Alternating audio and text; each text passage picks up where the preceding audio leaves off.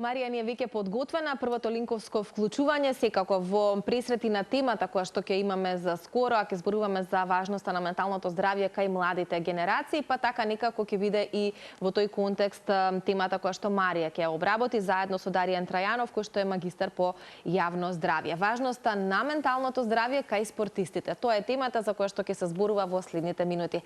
Марија, поздрав од студиото, до тебе, до твојот соговорник и повелете, верувам дека ќе слушнеме корисни работи кои што се поврзани со менталното здравје, но и со спортистите. Добро утро и од мене. Токму така ќе зборуваме на една тема која што верувам дека се почесто излегува од сенка, односно менталното здравје кај спортистите. Колку е важна самата грижа и како правилно да се грижат спортистите за нивното ментално здравје е нешто на кое што навистина треба често јавно да се говори. С оглед на тоа дека кога ќе го споменеме зборот спортист не асоцира на дисциплина, на издржливост, на сила, но не секогаш е така с оглед на тоа дека голем број од спортистите и го носат тој психолошки товар. Многу повеќе на оваа тема слушаме од мојот денешен гостин, станува збор за господин Даријан Трајанов, магистар по јавно здравје. Да му посакаме добро утро. Добро утро, благодарам за поканата. Верувам дека е важно да се говори на ваква тема, со оглед на тоа дека напоменав и во најавата, некако имам перцепција дека се почесто излегува од сенка оваа тема. Колку е важно според вас спортистите да се грижат за нивното ментално здравје, а на тој начин да се зголемува нивниот развој како спортисти? Па вие убаво рековте, некако кога се говори за спортистите секој се поврзува со нивната издржлива дисциплина. Меѓутоа и спортистите се луѓе, како секој од нас, и тие се соочуваат со огромен број на притисоци, очекувања од самите себе. Тука е да кажам новиот систем на преварувања, многу надпревари, многу турнири во многу краток временски период, тоа представува одреден стрес, промена на средина, нови очекувања од спонзори, очекувања од клуб. Се е тоа, да кажам, еден вид на нов стрес за спортистите. Од друга страна, тука се високите очекувања, резултатите. Да остварам што е можно резултат во многу побрз временски период. Лични рекорди, најчесто споредба со други спортисти, така натака.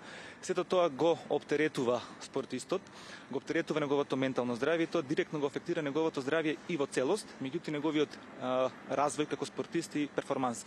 Затоа е многу важно спортистите да се грижат за своето ментално здравје, да знаат каде да побараат помош, од кого да ја побараат помош, меѓутоа во целата ова приказна клучна и поддршката од нас како експерти во оваа област, институциите кои што се тука, да кажам, во сето ова, спортски организации, федерации, да се соработува и тука јас би дал голема улога имаат и спортските психолози, кои што се, да кажам, клучните во сето ова и ми многу драго што во светски рамки многу се говори нова и сметам дека на спортистите многу им потребна ова, да кажам, грижа за менталното здравје. Еве, бидејќи напоменавте, мора да добијат од некого поддршка и помош. Напоменавте како најважна личност од која треба да добијат помош е спортскиот психолог, но дали е во ред да се разговара најпрво можеби со родител, со тренерот, со пријател? Дали тоа е на некој начин почетен добар чекор? Па разговорот секогаш е, јас велам, она најдобрата првична алтернатива. Зошто?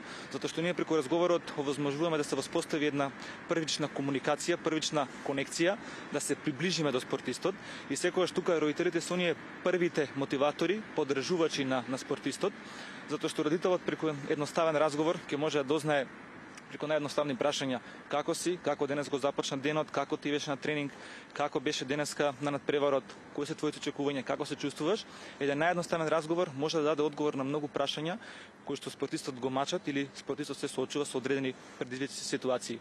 Истото и за тренерите, да се воспостави таа една конекција, комуникација, затоа што разговорот има таа моќ да ја створи таа топлина, близина помеѓу спортистите, родителите и тренерите, затоа што верувате, спортистите иако може би изгледаат челични, недостижни, сепак и тие се луѓе, тие имаат многу емоции и сметам дека првичниот разговор е како значен, па нели потоа ако не се воспостави таа, да кажам, помош од страна родителот и тренерот, тогаш нели тука настапуваат оние стручни лица, спортски психолози и психолози.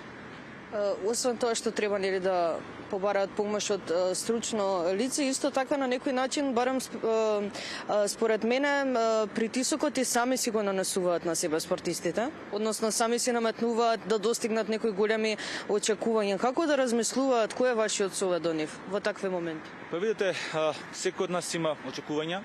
Она што јас секогаш го советувам, тргнувајќи од себе, да тргнеме чекор по чекор. Да тргнеме со тоа да веруваме во тоа дека можеме, да го дадеме секогаш, да се трудиме да го даваме најдоброто од себе, давајќи го најдоброто од себе, некако ќе го оттрне оној притисок од тоа дека јас морам утре, денес, следната година да го оставам резултатот. Најважно е да работиме континуирано, да веруваме во себе, да не се плашиме од неуспехот, да не се плашиме од грешката, да си појасниме самите на себе дека грешките, неуспесите се составен дел од тој процес на развој, процес на успех, да растеме и да прифатиме дека секој може да има право на лош ден, секој може да не ги исполни своите очекувања, може би не денес, не утре, не за 5 години, меѓутоа кога тогаш вербата, работата, трудот и посветената работа и она што е многу важно, работа на себе константно ќе дојде до посокуваниот резултат. Меѓутоа само треба да веруваме и да ги знаеме своите цели, своите можности, да веруваме дека можеме да постигнеме. Пред самиот крај, колку е важно да се говори јавно на оваа тема, најмногу од страна на познати спортисти, бидејќи многу пати, односно често се споделуваат видеа на социјалните мрежи, статуси токму од светски познати спортисти, говорејќи на оваа тема, колку помага тоа за спортистите? Па мене е многу драго што тоа така и го пратам тоа и комуницирам и со спортисти, да кажам, тука и во Македонија, надвор, гледам што се случува. Драго ми е што многу спортисти јавно говорат за оваа тема, затоа што сепак големи врни светски звезди, светски успешни спортисти минали низ одредени ситуации, како на пример анксиозност, стрес, депресија и така натака. И тие најдобро знаат низ што поминале, што се соочиле. И тие пренесуваат таа, да кажам, порака пред спортистите, да знаат ако се дојдат во таква ситуација, што ги очекува, каде да побарат помош, со кому да се обратат. Многу ми е драго што овие светски врни спортисти ја потенцираат соработката со спортските психолози и тоа ми е многу драго што ја даваат таа важност на овие, да кажам, експерти кои што се многу значени.